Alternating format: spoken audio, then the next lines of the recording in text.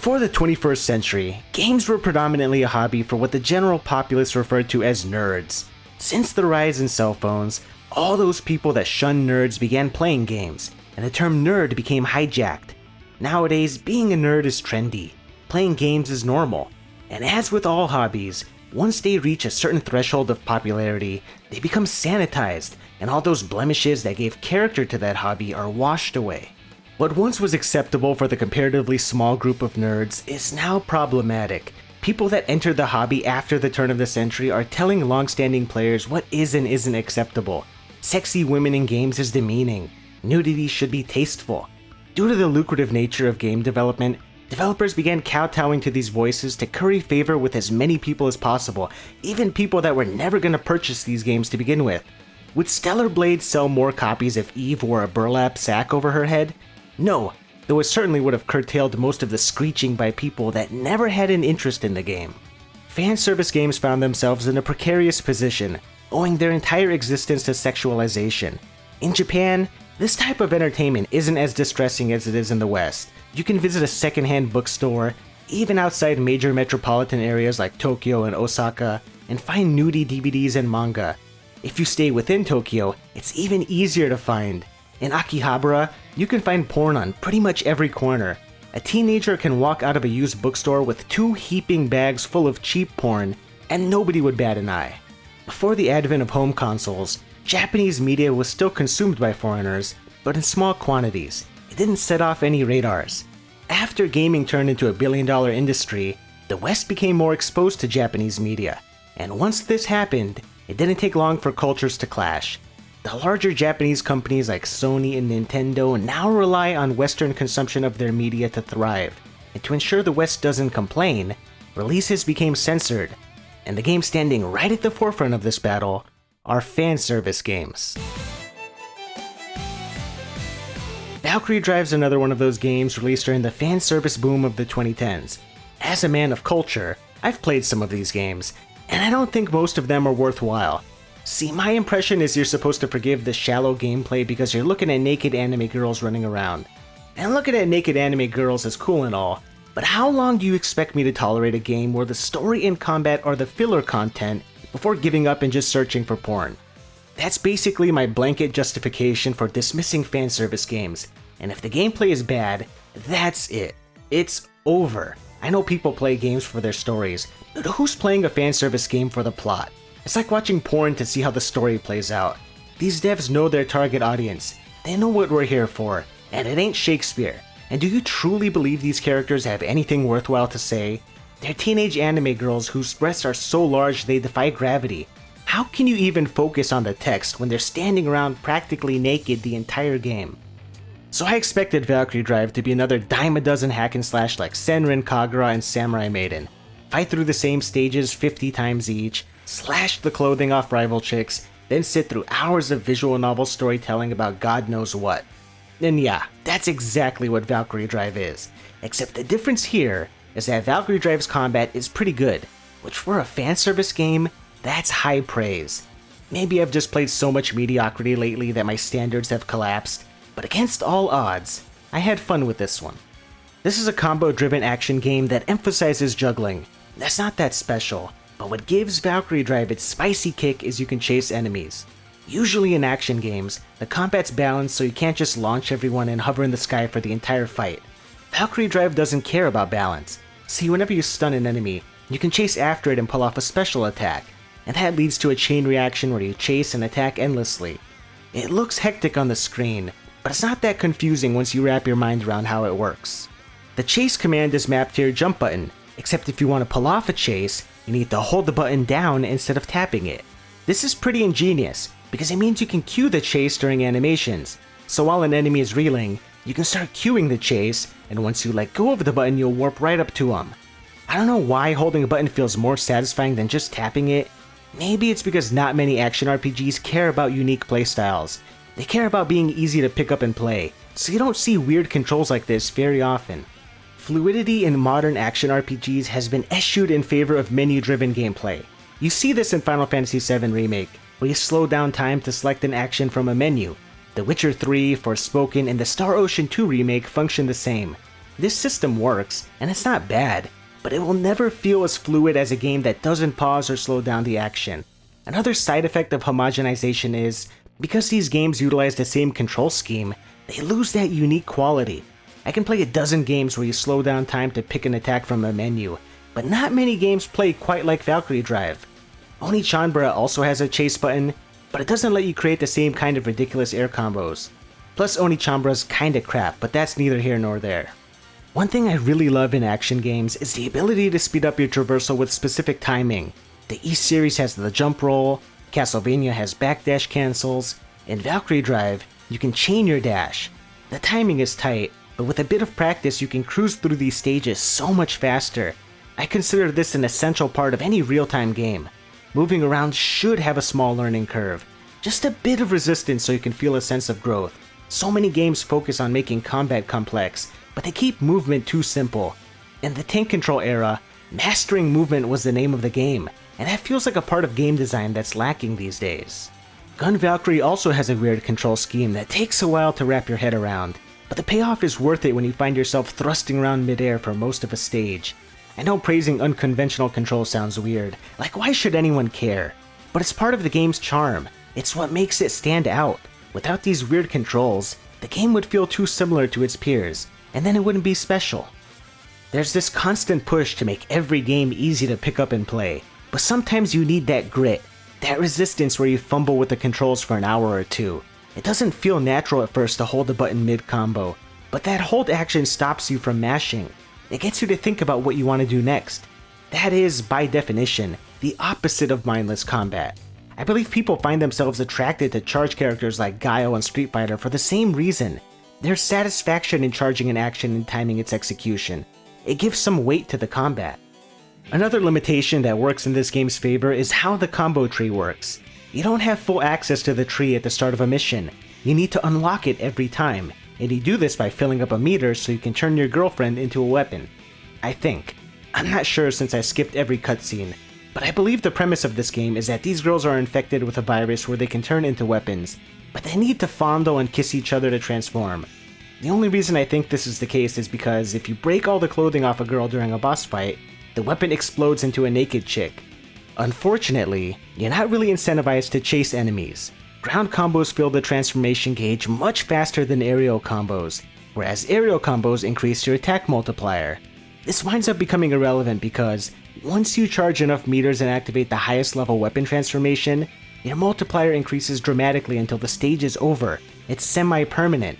Multiplier increases from chase attacks disappear once your combo chain drops, and most stages aren't designed for you to preserve your combo between encounters, so it's almost always beneficial to stick to ground combos and only occasionally toss in a chase combo, despite how much more fun it is to juggle. It's just not conducive to faster clear times. Because each stage is so short, the game takes on an arcade-like structure. Levels are linear, they box you into combat arenas, and you get a shiny grade when you're done. I can't begin to tell you how refreshing it is to play an action game with short linear stages. I'm so tired of large open fields with a ton of downtime. Valkyrie Drive respects your time with bite-sized bursts of gameplay, which makes it a great handheld game. No surprise considering it was originally for the Vita. Even though Steam says it's not supported on the Steam Deck, I got it to work with Proton GE, and it runs great. Playing Valkyrie Drive made me realize how much I miss handheld gaming. Most handheld games were made with smaller budgets and focused on doing one or two things well, rather than trying to be overblown cinematic snooze fests that do a little bit of everything. Handheld devs found creative solutions for their problems, designing short replayable games instead of bloated experiences you play precisely one time. Valkyrie Drive isn't something you play through once and forget. It feels worthwhile playing through the harder difficulty and gunning for double S ranks, not just for completionist's sake, but to level up and unlock more outfits. What really holds this game back is the repetitiveness. You can't binge this game in a weekend without feeling burnt out, because it repeats the exact same stages and boss fights dozens of times. Playing for more than 2 hours is fatiguing. Remember, this was a handheld game. You weren't meant to sit at a desktop and play for 10 hours straight. You'd go insane. Playing a chapter or two a day feels much better. Since the stage variety is low, the game tries to keep things fresh by constantly switching characters. Now I'm of the mindset that less is more with playable characters. Because you've got 7 of them, all of their movesets are pretty shallow, so the combat never escalates to the level of something like Bayonetta. But then I remember that this is a fan service game. Having more anime girls to mess around with is more important than robust combo trees. Plus the chase mechanic brings some nice depth to the combat anyway. I can't be too much of a hater here since most of the girls play well, except for the archer. Just stand back and melt everyone. As far as the fan service goes, I'm of the mindset that if you're gonna make something like this, don't be bashful. Commit. Give everyone huge knockers, give me 100 bikinis, rip the clothing off every 10 seconds, let me strap on elf ears and all the ridiculous accessories I want. If this is fan service, then be fan service. Let me upskirt every girl. Don't chicken out with some half-ass game like Samurai Maiden, where they're fully clothed from start to finish. Total waste of time. Here, you spend your money on a swimsuit gacha, where the ultra-rare bikini is literally a band-aid. If you don't want to wait for your clothing to break during a fight, you could just start every mission wearing a string bikini. For the most distinguished of gentlemen, you can grope every girl in the dressing room until you unlock a minigame where you poke their weak points for massive damage. It's fun for all of 2 minutes before I've had my fill. You've gotta play this groping simulator to unlock a good chunk of the outfits, which means spending an hour mashing buttons until you raise your rack rank. There's no challenge to this, it's just an arbitrary time commitment. Are there people out there that genuinely care about this kind of stuff as a reason to play these games? Is this what seals the deal for you? I was on the fence about Valkyrie Drive, but then I saw you can poke a girl's crotch until her skirt explodes, and now I'm sold. It's funny precisely one time, and that's it. I take no issue with this content, it just isn't that engaging. That said, too many companies are looking to censor this kind of content, and I don't understand why. Why censor it? Who is this hurting? Is poking an anime girl gonna undo society?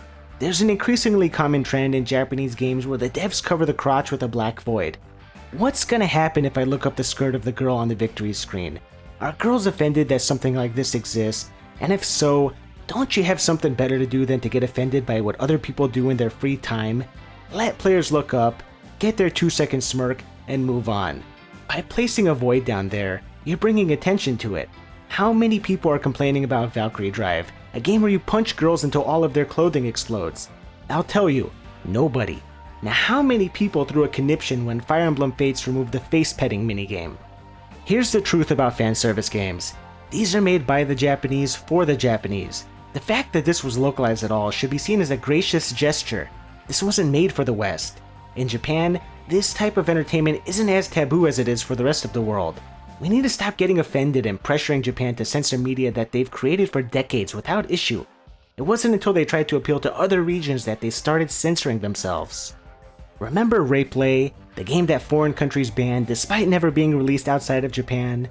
See, in Japan, Rapeplay followed Japanese regulations and was published without incident. It wasn't until people that don't understand Japanese culture and don't play video games got wind of it years after release that it became an international incident. The only people that complained about Rapeplay were people that were never gonna play it. Why should Japan cease distribution of their own game, made for their own country and no one else, just because some bureaucrat thousands of miles away is offended? But that's exactly what happened. International outrage led the Japanese developer to pull the Rapeplay game from stores last year. Every single fan service game you find on Steam or on consoles is extremely tame, for fear that distributors will ban the game outright. This leads to self-censorship like in Valkyrie Drive, where Clouds mask the nipples and crotch whenever clothing explodes. I can't understand how distributors find this acceptable, but not uncensored nudity. It's okay when a game with a realistic looking woman is nude and has sex, like in The Last of Us 2, but cartoon girls running free with exposed nipples is an affront to humanity.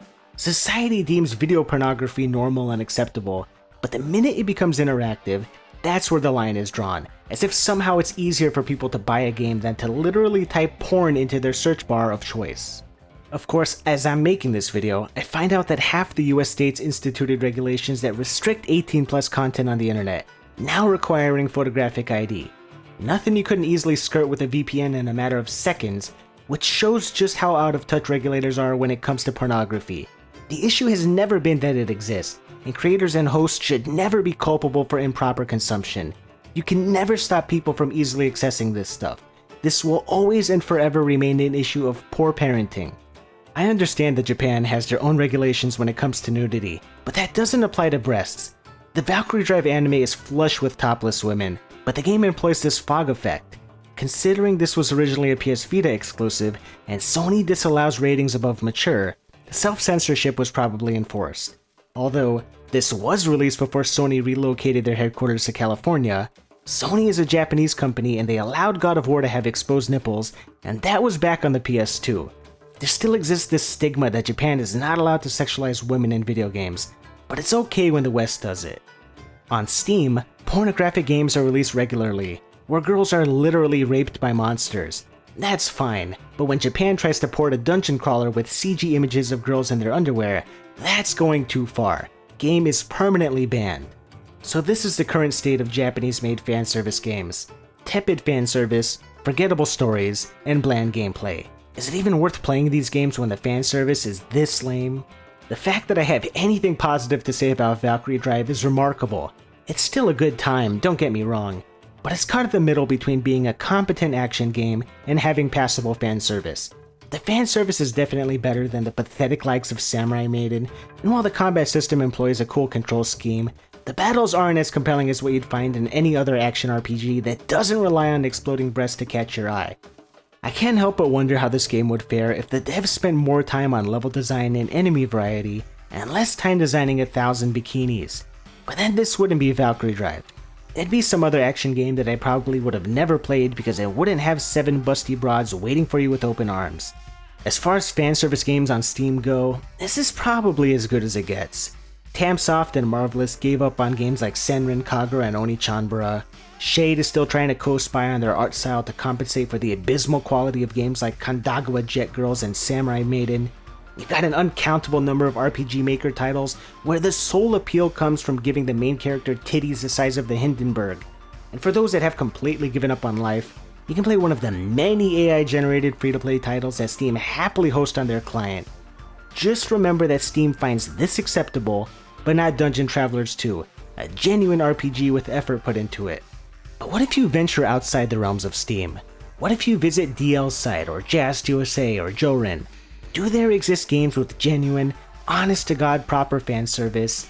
Is there gameplay that nudges past mediocrity and approaches good? I'm guessing yes, but you rarely hear about these games because these sites don't have Steam's reach.